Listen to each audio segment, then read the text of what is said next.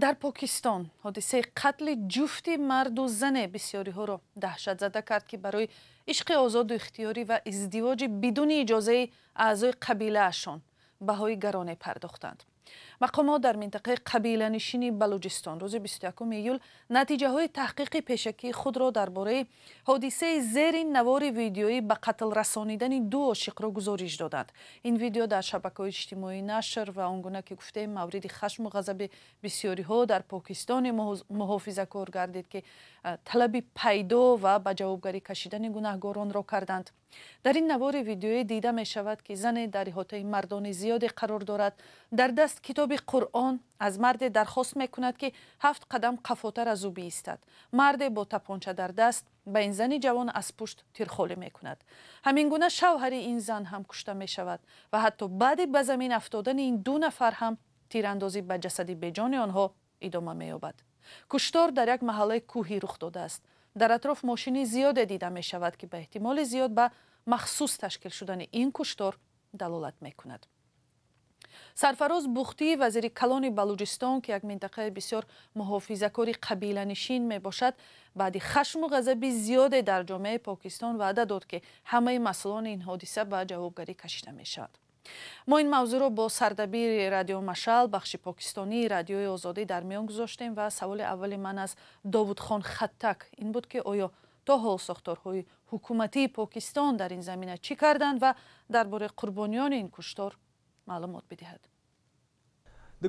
حکومت در ولایت بلوچستان حادثه را تصدیق کرد و گفت که آن در نزدیکی‌های کویتا پایتخت بلوچستان در روزهای عید قربان روی داده است، یعنی تخمینا یک ماه پیش.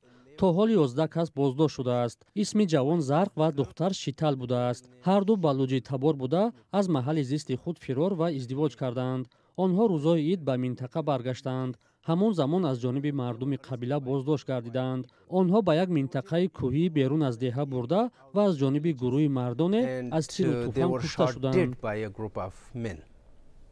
سوال دیگر این بود که واکنش جامعه و فعالان حقوق چی بوده است؟ مگر نمی شود به این حادثه ها خاتمه داد؟ این حادثه را هم حکومت و هم سازمان های حامی حقوق محکوم کردند. در کشور هر سر چند وقت حادثه های به اصطلاح کشتارهای ناموسی روی می دهند. بسیاری این حادثه ها ثبت نشده می مانند. جدا از خود قبیله ها چون این حادثه ها در منطقه های شهری هم روی می دهد، چون مردها به اصطلاح شرف خود را با زنان عضو خانواده اشان پیوند می دهند. در بسیار منطقه های پاکستان زنها را چون مال ارزیابی می کنند. از این رو همه اعضای خانواده به مثل پدر و برادران، پسران عمک و خاله خود را صاحب این زنها می شمارند. تشکر داوود خان خطک سردبیر رادیو مشعل به سوالهای ما پاسخ داد و یک معلومات دیگر. قتل‌های به اصطلاح ناموسی در پاکستان حداقل روز یک بار رخ می‌دهند. میگوید کمیسیون حقوق انسان این کشور که حکومت را برای ناتوانی در پیشگیری چنین حادثه‌ها انتقاد می‌کند.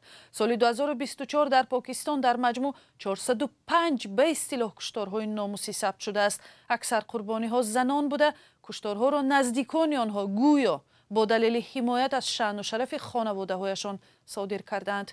در پاکستان بسیار خانواده‌های محافظه‌کار به ازدواج‌های اختیاری و بدون اجازه عائله‌هایشان مخالفت می‌کنند.